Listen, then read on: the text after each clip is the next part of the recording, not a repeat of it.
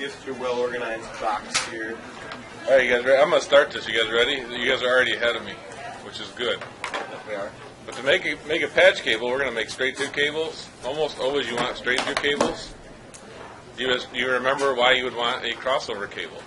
For going router to router. I would say similar equipment to similar equipment, right? Router, router, computer, computer, switch, switch. What about computer to router on Ethernet? Yes.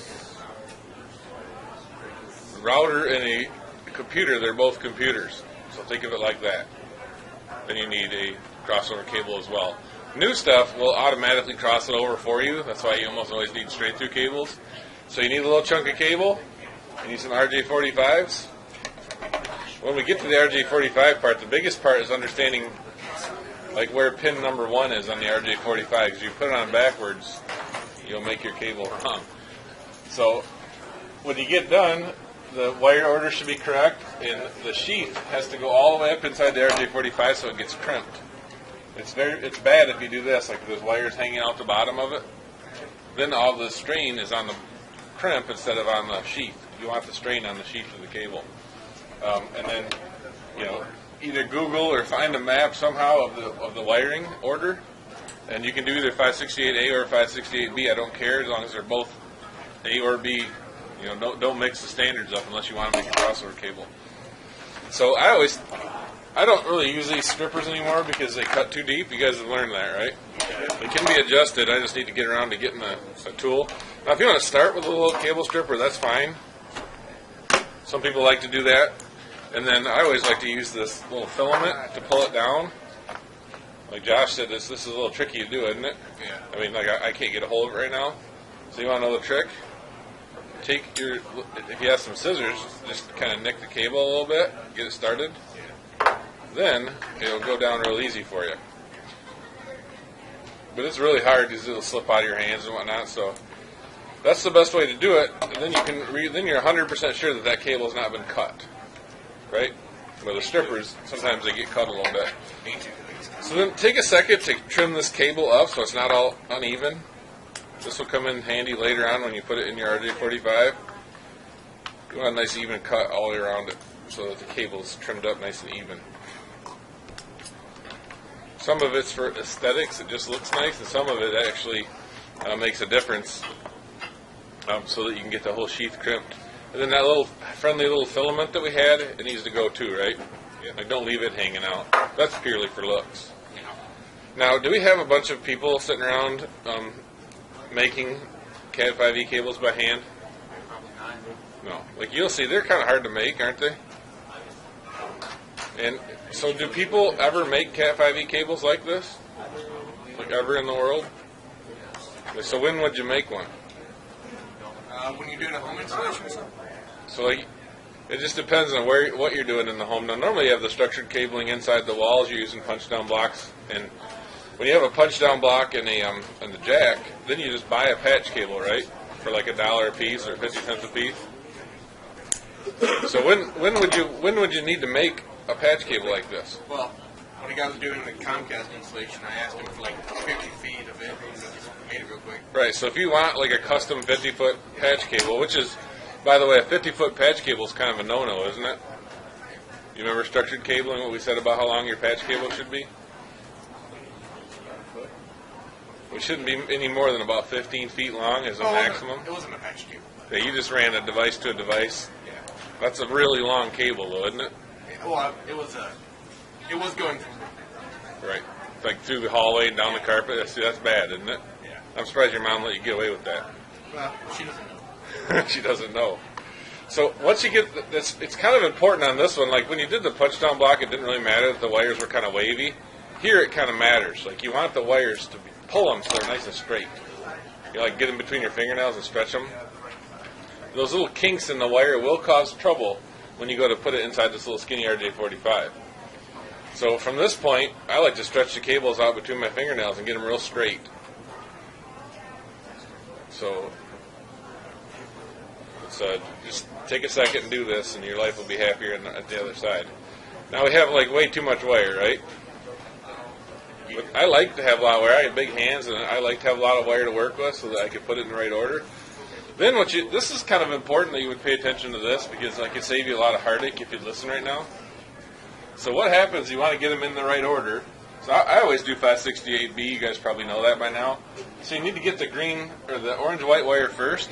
And what happens to people is they take the orange-white wire from wherever it is and just like drag it all the way around, and then they wind up with a place where the wire like goes across other wires then back up. That will cause you problems when you go to insert it into your RJ45. It'll kind of push it down and it won't crimp right. So what's the solution so you don't have to take the wire from one side and like drag it all the way across the other side?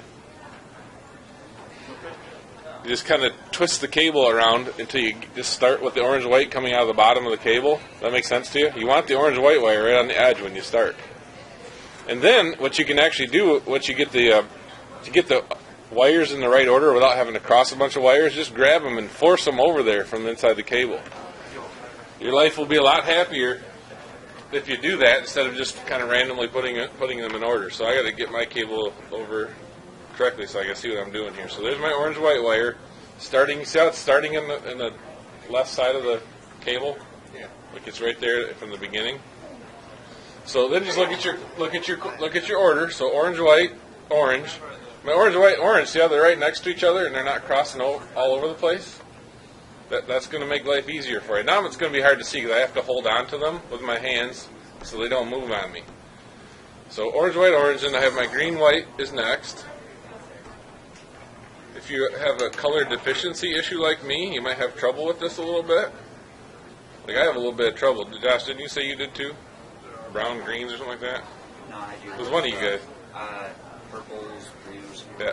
Is it you can see well enough on this Yeah. though? Yeah. So after green, white, you notice how we change the order to blue? Which is kind of weird, isn't it?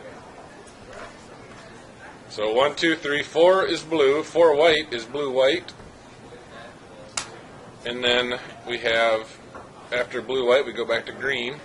And I'm being very careful. I don't know if you guys can tell, but I'm being careful to get the cable to come out in the right order, right out of the sheath the best you can. You want the cable to come out in the right order. See how it's coming out in the order, and they're right next to each other.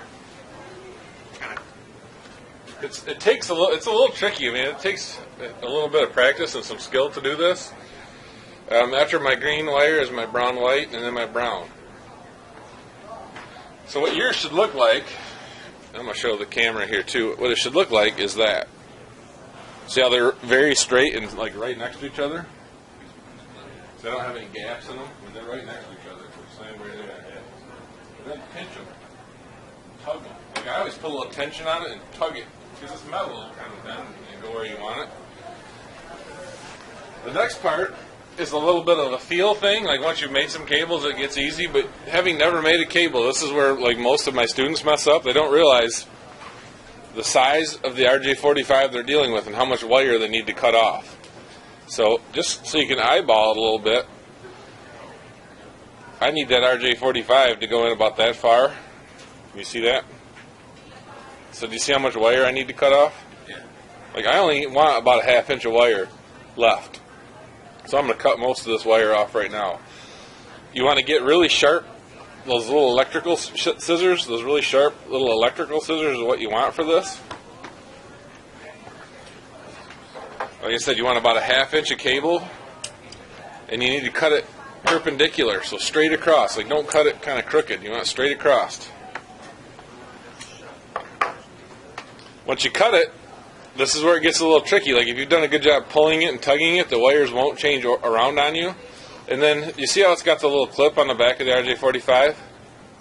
You guys all able to listen to this part is where people mess up. The clip has to be facing away from you. Pin number 1 is on the left with the clip facing away from you. What happens if you rotate it 180 degrees? Yeah, you just like putting your pants on backwards, right?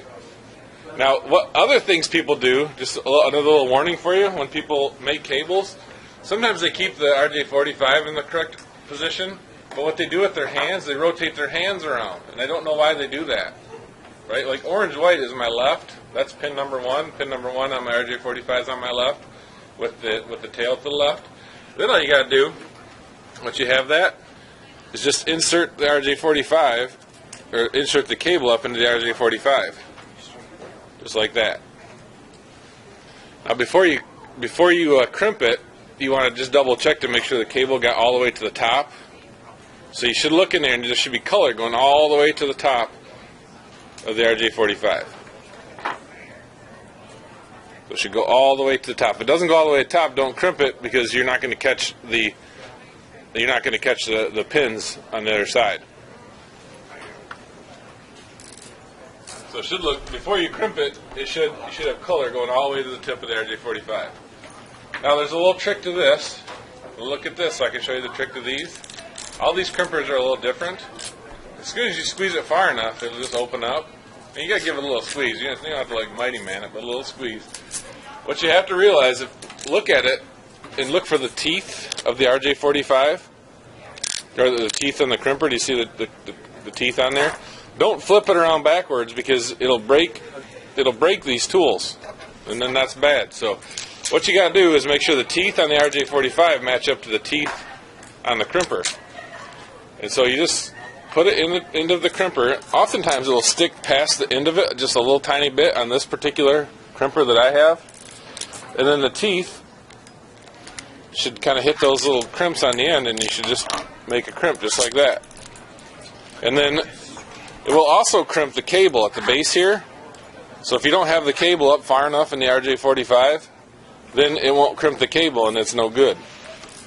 So that's 50% of my cable is done. Can I test it right now? It's not ready to test. I don't have an end on, so you have to crimp them before you test them. Yeah. So do you guys have any questions about that so far? No, just curious. Then I just have to put my other side on just like I did that first side and then put it in the cable tester and test it. That's it. So would this be good? It's hard to tell, right? Did I just turn that off? But So how can you tell? all right, so when you get all done, you want to make sure that your cable works good. Now, I've painstakingly made this cable. Actually, I'll own it up to that video. I borrowed this cable from a student in class. I borrowed this from James. When you get done, I'll visually look to make sure that the crimp is grabbing the cable itself, and then all you got to do is make sure the lights light up in order on the way down, right? You know what happens if you get a red light? It means it won't work. It also means like you put an orange-white wire and an orange wire in the wrong place. You kind of reverse them. What happens if the wire, if it doesn't light up at all? It's just short, right? The wire's not touching the crimp on the RJ45. What happens if you get them doing like a wonky order, like 4 and 5 light up at the same time, and then 1 and 3 and 2 and 6 switch? You know what happens there if they don't go in the same order?